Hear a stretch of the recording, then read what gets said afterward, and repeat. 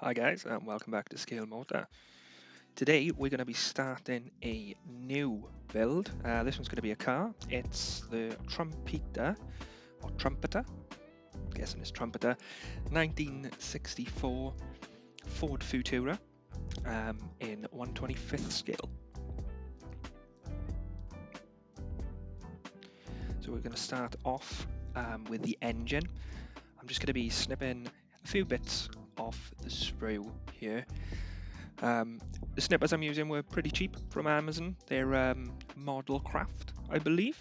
I'll pop a link to them down in the description. They really do the job. Unlike my previous ones, which were cheap, they come free with a 3D printer, and they snapped when I was cutting lollipop sticks, believe it or not. But we're just going to snip bits we need off for the engine, and then we're going to clean them up. I haven't got too much of myself sanding and filing and cleaning up the parts, just because I don't think that's kind of the most interesting part. If you do want to know my process for that bit more in depth, just let me know and I can do a little video on that. But next up, what we're doing here is we're just going to be drilling the holes in the distributor for the wiring. We are going to wire up the distributor. It's something I've never done before, and I thought I'd definitely give it a go.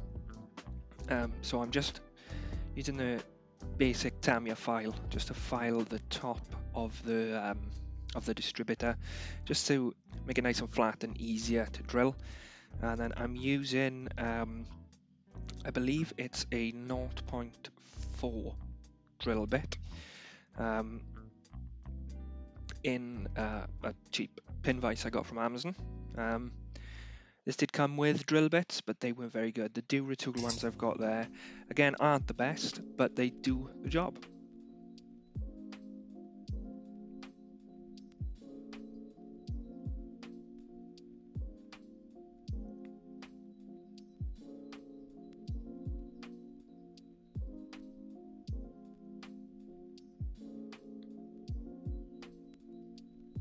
And we're just going to be using some Tamiya extra thin just to stick the two sides of the crankcases and the transmission together. So we're just going to hold it together just so everything's where it needs to go, and then we're just going to run the Tamiya extra thin along the seam, and then capillary action will draw the glue in and it'll start to bond. Just give it a little push and you should see a little bead of molten plastic come out of the seam, and then once that's dry you can come in, sand it away or scrape it away with a knife, and you'll be good to go.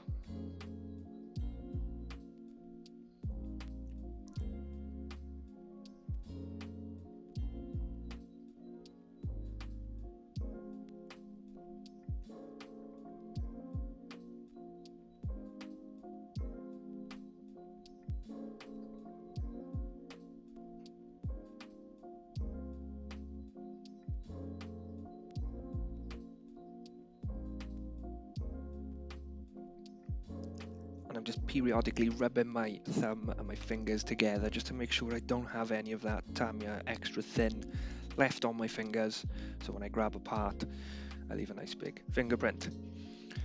So next up we're doing the floor pan. This kit comes with two optional exhausts, so you have to drill out the holes for whichever exhaust you're using. I didn't bother getting a big drill bit and drilling them out because the holes were kind of halfway through, so the craft knife and a bit of a sand with the Tamiya basic file would get the job done fine.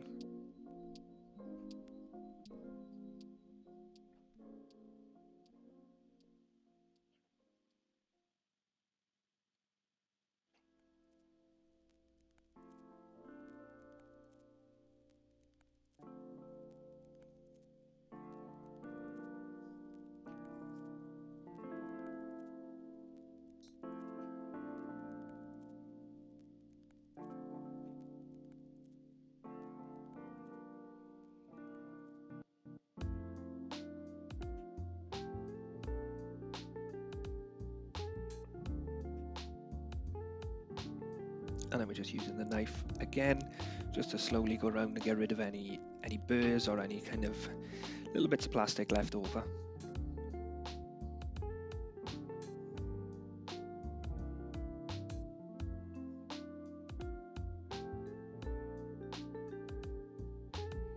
So now we're just going to test fit the other parts. This is the base for the interior where the seats all stick to. The way the kind of interior tub and everything goes together is a little strange. The firewall and the door cards and everything are all kind of separate little bits, and they slot together quite nicely. It's just I'm not used to it. I've never really seen it before in kind of any video builds I've watched. But again, this is the first Trumpeter kit I've ever done. And the first non-Tamiya kit I've ever done, so for all I know, it could be normal. But again, just test fitting everything to make sure everything is sitting nice, and there's no kind of filing or sanding we have to do to get things to fit.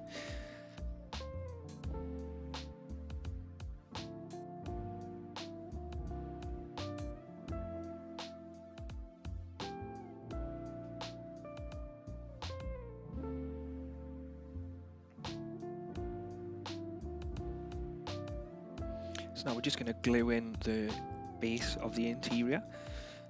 Just drop a few dabs of the extra thin, give it a little squeeze and it'll start to bond, and then we're just going to run it along the inside here and the outside edge. This inside edge isn't really going to get seen, or you have to be looking for it to find it. And the one on the outside, that's not going to get seen when the body's on and everything, so it doesn't have to be super duper neat. However, just come in once it's all glued and dried, and just make sure there's no kind of unsightly beads of glue or anything. But like I said, we're just giving it a push now just to make sure it all bonds nicely and in place. When it comes to fitting the firewall next, there's a bit of tweaking that was needed to be done just to make it all sit flush. So I just had to file and sand down the bottom edge of the firewall just to make sure it fit nicely against the bottom of that interior.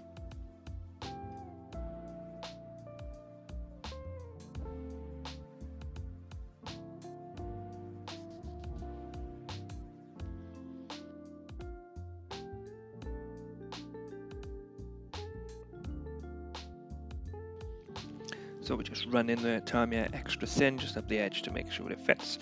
And then you can see it was just filing away the bottom end of that firewall just to make sure it slots in nicely and goes up against the floor pan and the base of the interior. The way it sits, it leaves a kind of little gap in between that front end of the floor pan and the bottom of the firewall. Again, not sure why they done it. However, once it's on, it fits really, really well. With a bit of filing, of course. The main bits I was really filing away were the sprue gates, the connector points where I've cut it off the sprue. For the most part with the kit, the sprue gates and the connector points are in really well thought out places, but there are just a few anomalies, just like this part. A bit of extra sanding was needed just to get things to fit, which is why I always like to test fit everything, especially if I'm working with a kit I'm not used to or a manufacturer I'm not used to, just to make sure everything does fit. And that's what we're doing now. I'm just test fitting the door cards just so I know that I can glue that firewall into place, and later on down the line I'm not going to get any issues. The holes on the firewall, you can see there where the door cards slot into, they weren't cut out. There was just a recess, so I did have to cut those out. And then also further up the back on the rear wheel wells where the door cards connect, there were two separate holes or two indentations.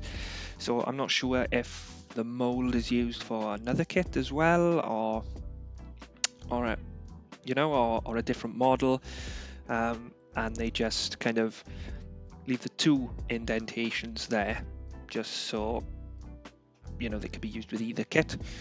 I guess I'll find out if I do any more Trumpeter kits. One thing I wasn't really that pleased about was that the bonnet on this opens, however there were no hinges in the kit.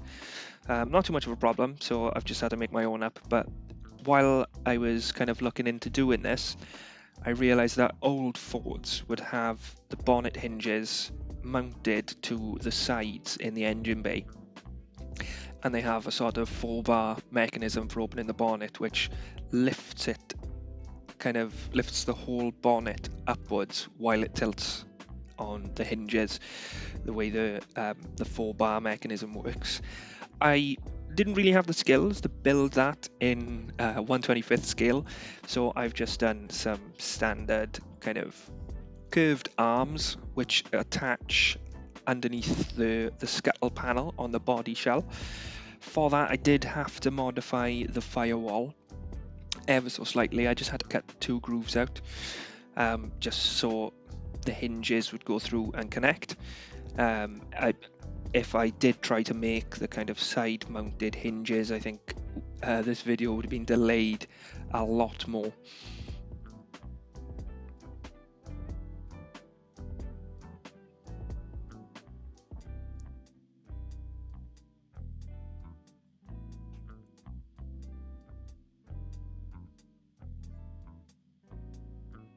So this was the first kind of design, and as you can see by the mess on my table, I went through quite a few different designs for these hinges, and we got there in the end. You can see on the right hand side here under my left hand, that's the kind of hinge we went for in the end, just so it would clear everything. And now all I've done is I've got some thin aluminium, I've cut out 4 rectangles, and I've drilled a hole in each.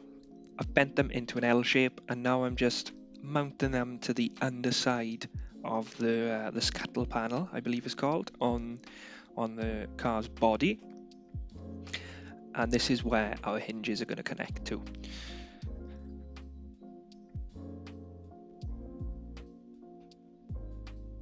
I did have to dry fit kind of everything together, including the dashboard, just so I knew how far up this piece of plastic I'm gluing the hinge kind of joints to I could go.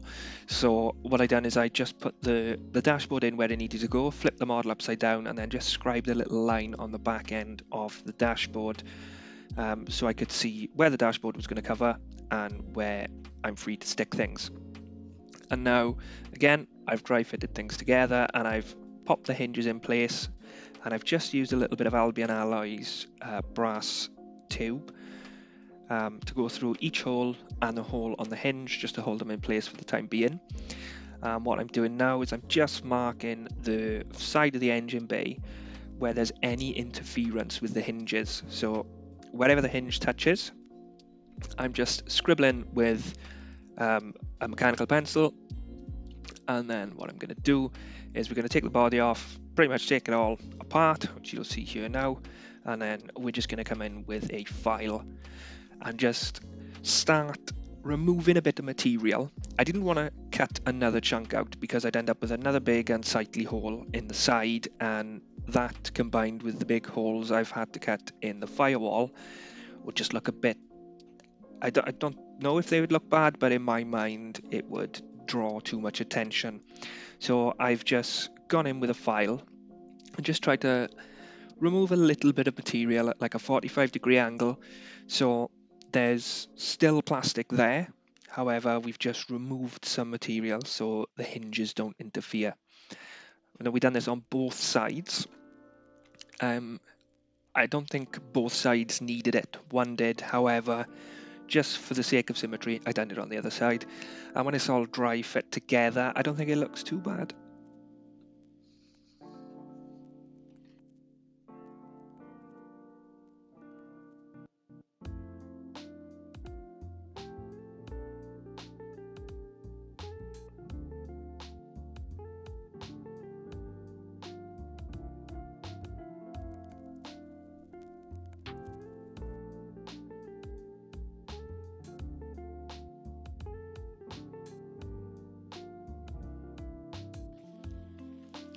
Okay, now we've done that and we've got it all dry fitted together. I'm just going to be holding the bonnet on, pop in a tiny bit of our super glue onto the end of the hinge and just pressing it up against the bonnet just so we make a connection. I'm using a little tiny bit of super glue because that will hold it. However, super glue is super duper strong, but it is quite brittle, so with a tiny bit it will hold it when it needs to be held if you're gentle with it. And then if you do need to take it off, you can just kind of twist the part to the side because the shear strength is not that great and it should just snap off. If you do have issues when you are trying to remove stuff, you can get debonder, you can use acetone or nail polish remover, or you can even pop it in the freezer overnight while you go to bed, and that will make the super glue brittle and it should be easier to just give it a quick snap if you have gone a bit overboard with the super glue in this stage. Again, you don't have to use the super glue, you can use some tape. I just thought it was a bit awkward to get in there with tape. You can use white glue, but it's a much softer glue and it would take a while to dry. I just wanted to kind of get this on, test fit it, see if it needed any more modifying, see if I needed to change the hinges, but we got that in the end and our hinge shape came out quite well. And as you can see, the bonnet opens and closes without any interference with the firewall or the sides of the engine bay.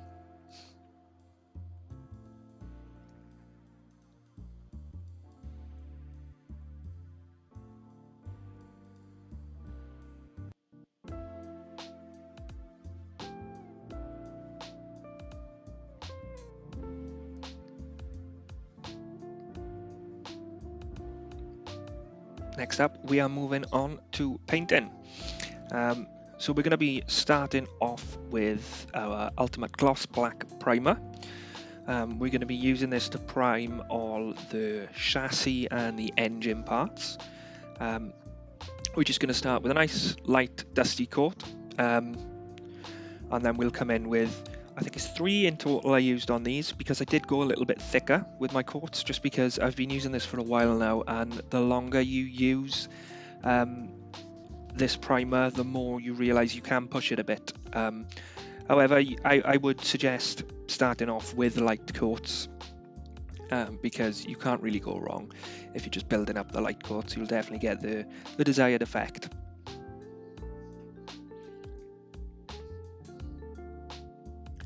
I like to go a little bit lighter as well, just because these parts that we're painting now, like engine parts, they've got a lot of kind of raised and sunken areas and recesses, and you want to make sure you get the primer in all these areas so that when it comes to painting, you don't get a different color, or you don't get any kind of adverse effects with the paint you use over the top.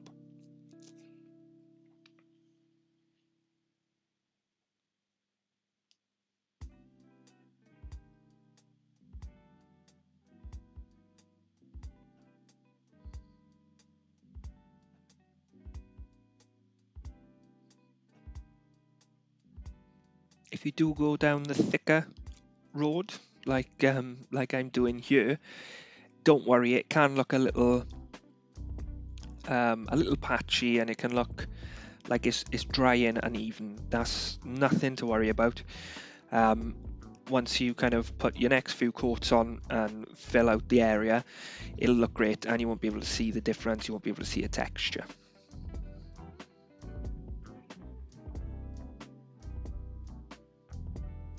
Just making sure I paint the backs and sides of parts as well, just in case when everything's put together, there's any bits kind of poking out. You don't want to paint something black and then realize that the edge you've completely missed and it's still white styrene.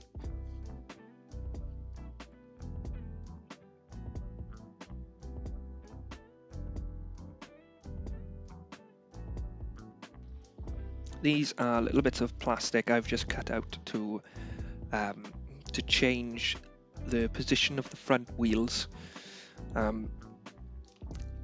I'll get more into that later on in the video when it comes to fitting them.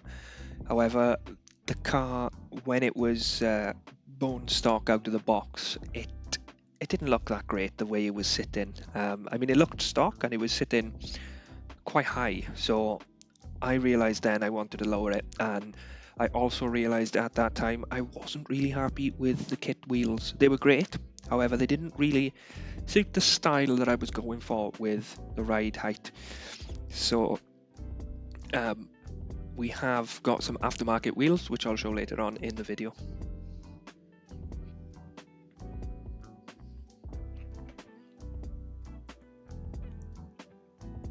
So here are the wheels. They are from Fujimi. They're 17-inch in scale, obviously. They scale 1/24th, but they don't look bad on this model at all because there's not too much difference between 24th and 25th. The kit comes with front and rears, tyres. It comes with different centre caps, which is great. It comes in that grey plastic. I did think when I was buying them, because I didn't really look at the photos, that they'd come chromed and I'd have to dechrome them, but I didn't, which is great. So it's the Fujimi Wheel Series number 101, and there's various Japanese writing on the box, which I wouldn't be surprised if it says Wheel Series number 101, but my Japanese isn't great at the moment. But yeah, they're super simple to put together. I'd just be a little bit careful while cutting them off the sprue, because they come in 3 pieces for the main wheel, as you can see just on the side of the screen there, and each piece is surrounded by sprue, and the sprue gates are only small. So when I was cutting one with my Modelcraft cutters, I almost bent and snipped other parts because they are quite thin, so just watch out for that. And now we're moving on to paint, so we're going to be painting up the engine parts in LP6. This is a nice blue, and old Ford engines were done in blue, and I think this one matches quite close. I'm not going for it to be an exact match, however this is a really, really good match. A friend of mine in an ISM hangout told me about the colour. I'm sorry, I can't remember who it was, however it is really good.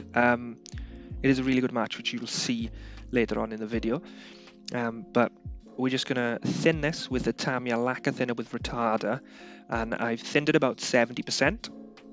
My pressure, I'm not too sure, because I don't have a pressure gauge, so I would suggest starting with a 50-50 thinner to paint ratio, and then just keep adjusting until you get the consistency you're looking for. Just test it out on a bit of plastic or some spoons just to make sure you've got the right flow, and then start off with a nice light coat, and then by the time you've kind of gone through all the parts you're looking to paint, the first one will probably be dry.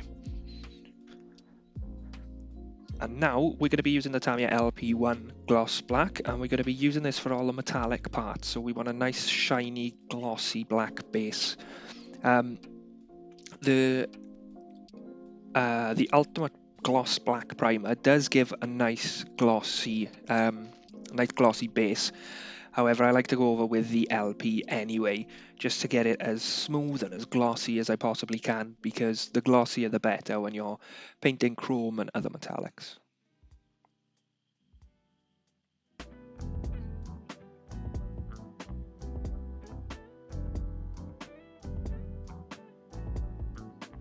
So we're going to be applying this the same as we're doing with the LP6, and it's going to be thinned the same amount, about 70-30. I'm using 2 different types of pipettes, and I'm putting in about a milliliter of thinner, and about 0.7 or 0.75 of the paint, and then adjusting from there.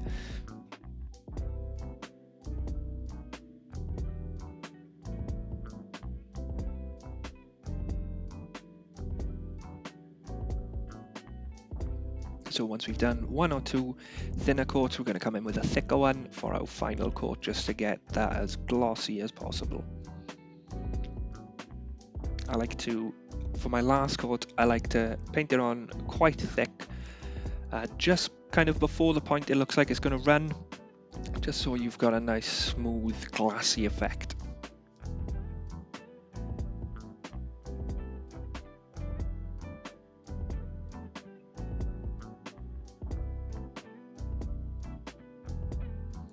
And the wheels had the same treatment with the LP1.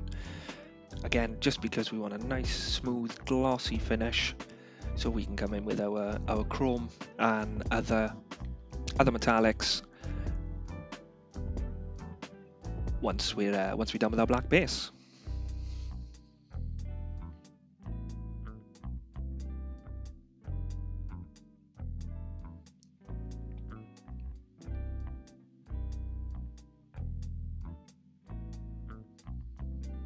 So now that's done, we're going to be coming in with the Tamiya XF1 flat black. This again is thinned with Tamiya Lacquer thinner with retarder, and I've thinned it about the same as you would with an LP, maybe a little bit heavier on the paint. I don't know if this is the best way to do it, however I do get good results thinning it this way. We're just going to lightly brush it on. The great thing about the flat black from Tamiya is that it dries really quick, and you can see the effect rather quickly. So by the time I've kind of done one coat on one side, I was able to flip over to the other side and get a nice coat on that side, and then flip over again. I think altogether, again, 3 coats, building them up lightly. With the final coat, again, when we're going to build it up lighter than we would with the gloss, just because the flat paint kind of dries better that way, I've found.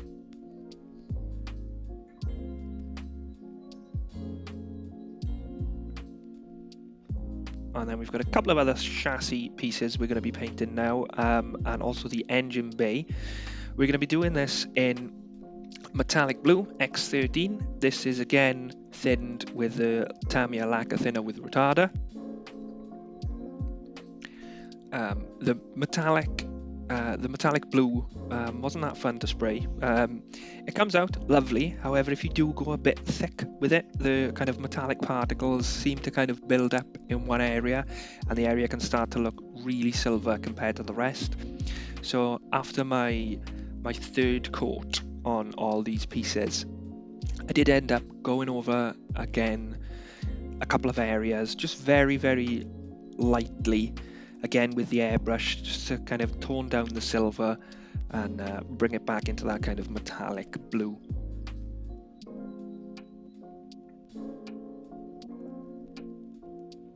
And then my favourite part, Clad Chrome.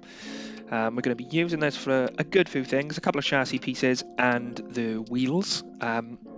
So with Clad, it's straight out of the bottle, not thinned. I like to turn my pressure down and tighten my trigger tension. I'm using the Ultimate Apex airbrush, and to tighten the tension on the trigger, it is so simple. You just pull the back off, and there's a screw kind of barrel going around the needle chuck, and you just tighten that in. You tighten it in for a tighter trigger, and you loosen it out for a looser trigger. And I like to go nice and tight, just so we can get some thin layers with the Clad. You will see it going on, however it will be very thin, as you can see in the background now. And I like to build up 3 to 4 layers depending on what I'm going for. If I want it super duper shiny and deep chrome, I'll just do kind of 3 semi-light coats, and this will be the 3rd coat I'm putting on now. It doesn't need too much, and if you do go too far, you can kind of lose the shine. It'll still look chrome, but it won't be as reflective or as shiny or as deep. I don't really know how to describe it. However, just build it up, practice with it if you've not used it before, practice on some spoons, on some old models, just practice until you get the kind of effect you're looking for. And again, you can play with your trigger tension, you can play with your pressure, and you can get various different effects from the same paint just by changing a few of your kind of settings on various things, or your pressure, your kind of the thickness of your layer. It can be finicky, so that's why I suggest just practice with it. So here we are, here are the wheels now, and they're in 3 pieces for the main part, and I think that looks really cool when it's all put together, because it does look a lot like a multi-spoke wheel, which is the effect we were going for. Sorry, a wire wheel, which is the effect we were going for. Like I said, we have 2 different center caps. I've gone for these kind of fan kind of shaped, with 3 points on, because they just kind of scream more old school to me. The center of the center caps looked like it needed something, so I've come in with the X23 clear blue from Tamiya. Because the car is going to be blue, it's going to be kind of blue themed, we're going to be just painting the center of the center caps with the clear blue.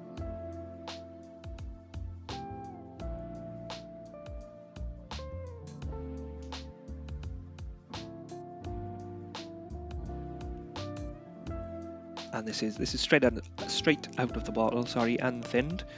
And we're just gonna lightly kind of build it up. I do like to put clear paints on a bit thick because they can look a bit streaky, and once they dry, I think they look really cool over a silver base, so or a chrome base, sorry, in this case.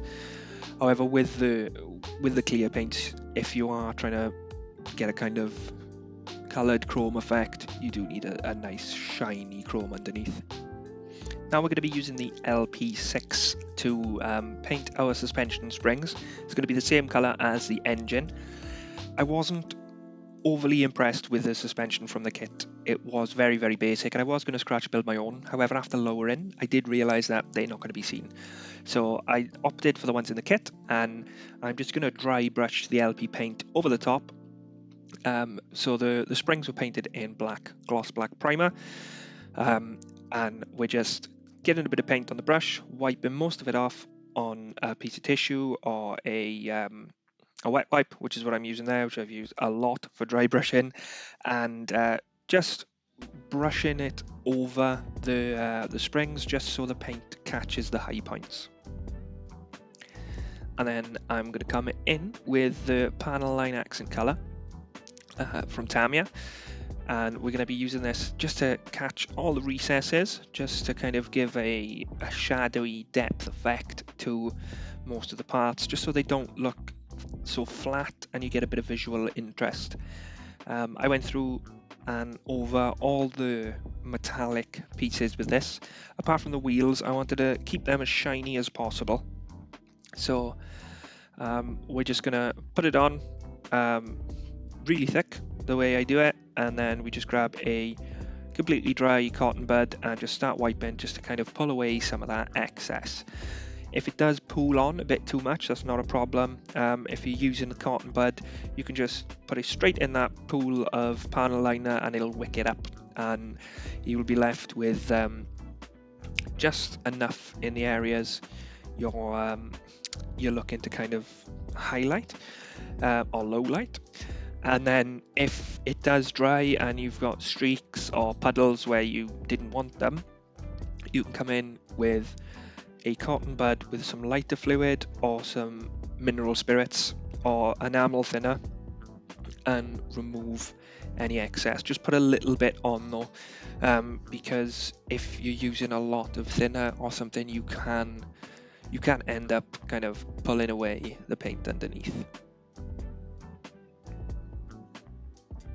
Now we're using LP11 here. This is just silver from Tamiya, and we're using this to paint a couple of bits on the suspension components underneath rather than mask them all off, because it looked like a bit of a nightmare. We're just going to come in with a flat brush and just paint them with a brush rather than the airbrush.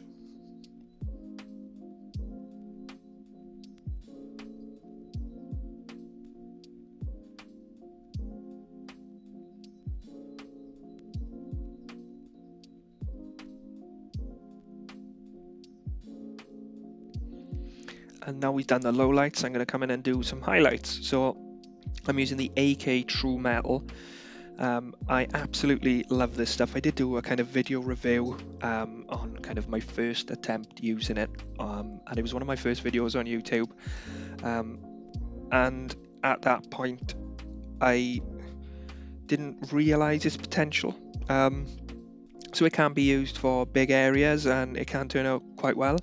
However, I found that I absolutely love it for dry brushing over kind of metal parts like this, just to give a bit of wear. On the underneath here, on the floor pan, we're just going to dry brush it on like we done with the LP, but this paint does go a long way. It's a kind of waxy paint, and a little bit goes really far, so you want to make sure you take a lot of that paint off, which is why we've got the paper there. And we're just going to brush it over the kind of nozzle of the tube, and then we're just going to go mad on the paper just to get most of it off, and then we're just going to dry brush over all of the kind of metal parts. Now we've done it to the blue parts on the engine, and we also done it to the engine bay as well as the underneath of the car.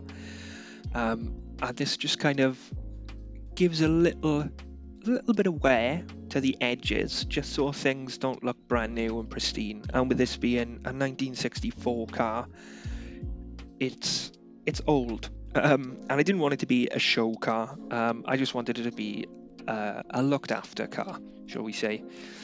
So I still wanted to have a bit of that kind of character and like a bit of that age. I just think a little bit of that, sorry, will kind of bring up the realism a bit.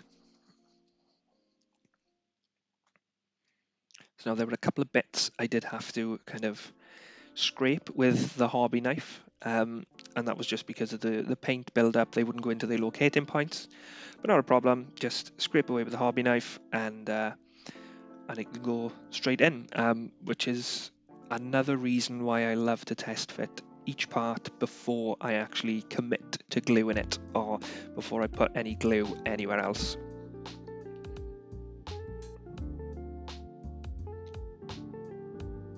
These were quite fiddly, and you've got to get them bang on, or your exhaust won't fit later on down the line. I didn't realize that at first, so yeah, I got a little bit worried when it came to fitting the exhaust, but we were lucky and the exhaust went on with no issues.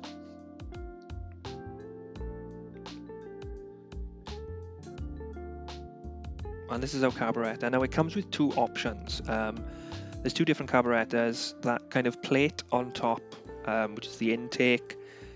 Again, that is there's another option for that, and then for the air filter, there's two options again. So I've gone for this kind of standard old school looking air filter, which would have kind of come with the engine, whereas there's another one in the kit that's chromed.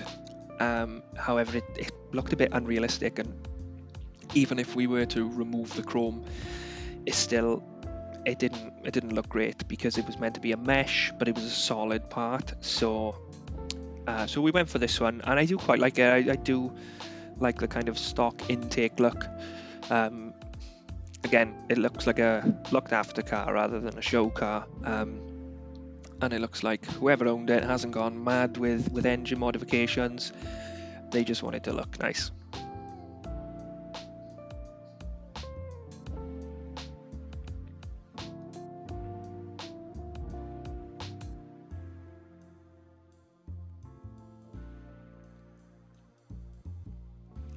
I didn't get many, if any, fitment issues with the engine. It all went together really, really nicely, which I was quite pleased about because there were quite a few parts. There's a few pulleys on the front, belts on the front, which are separate. The alternator is separate, but it all goes together lovely. So that's not a problem. One slight issue I did face was when it came to putting the engine in the chassis, but that was easily avoided. We just needed to kind of move that fan a little bit just so it wasn't pushing up against the front end.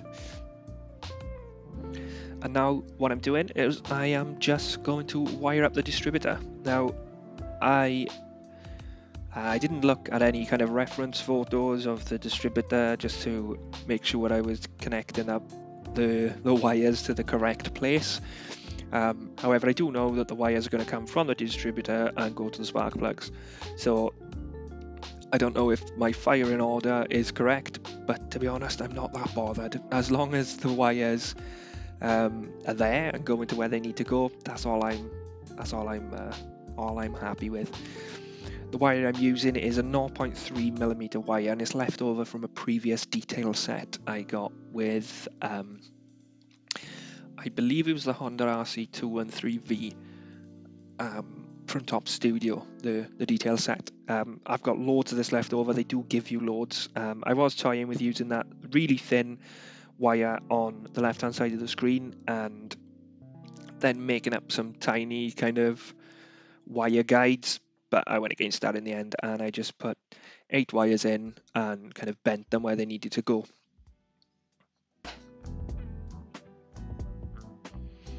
And now we are fitting the chassis together. So we started off with the engine bay area because we have to get the engine in to connect it to the floor pan. The radiator was separate, and we also do have a battery, which you can see on the right hand side there, which I painted previously with the LP11. Just painted the terminals.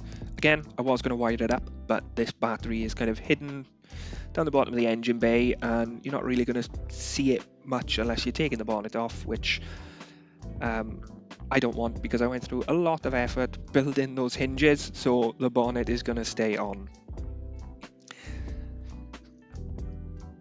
So again, the engine bay goes together quite different from anything I've seen. But again, like I said, I could just not be used to it because this is the first non-Tamiya kit I've built. And actually, to be honest, it's the only Tamiya kit with an engine bay, I suppose, I've built, because I've only built 2 cars before. One was a Castrol Supra, and the other was a McLaren MP44, which doesn't really have an engine bay. But yeah, so before this clip, I had a little issue fitting the engine, and I did drop it, and bits fell off, so I had to put most of it back on. You can see there's a couple of wires missing from the distributor now, which is really, really annoying, and I'm just trying to kind of line them up again here. I did realise in one of the final photos I took of this process, one of the wires was missing. That's rectified now, so in the next video you'll be able to see that all the wires are there. But this is the exhaust. Like I said, the exhaust manifolds had to be put on kind of very specifically. We just got very, very lucky because there's 4 holes in the floor pan where the exhaust connects to, and then this means that the manifolds have to be very specific where they are. Otherwise it'll kind of tweak and you'll have higher bits of the exhaust and other bits won't fit. So yeah, we were very, very, very lucky. We're just now fitting the rear suspension, which are leaf springs in this. I think that's pretty cool. I was gonna kind of color code the the floor pan and everything underneath. However, I thought it'd be pretty cool just to like the rear diff and the kind of engine mounts and chassis and suspension bits up the front, just to give a bit more visual interest. And speaking of suspension bits, this is where we were lowering the car. So all I done was cut off the wheel connection points up front and up the back, and I made a little plate out of just some thin styrene that I had, thin styrene sheet. So I made a rectangle basically, drilled a hole in, and popped a bit of Albion Alloys brass tube in, as you can see there. That's what I'm playing with now. And then just kind of attached the wheel to that, dry fit the body, and then kept chopping away at that rectangle until the wheel was sitting where I wanted it. And then once we'd done that, I just painted that up and glued that in. And for the rear wheels, super duper simple. There was a part in the kit, the wheel kit, sorry, which we've just glued to the floor pan, and the wheel will attach and detach from that. So that could be glued kind of at the height we wanted it. But here we are. I'm just going to show a couple of photos. So I've really enjoyed building this kit so far. I was kind of going to focus on bikes, but there are a couple of cars which I really did want to build. I seen this and I just had to build it. So if you've enjoyed watching as much as I've enjoyed building, then please don't forget to like and comment and let me know. Also, if you want to catch more of this build, then don't forget to subscribe. But in the meantime, thank you so much for watching. Have a great day and stay safe.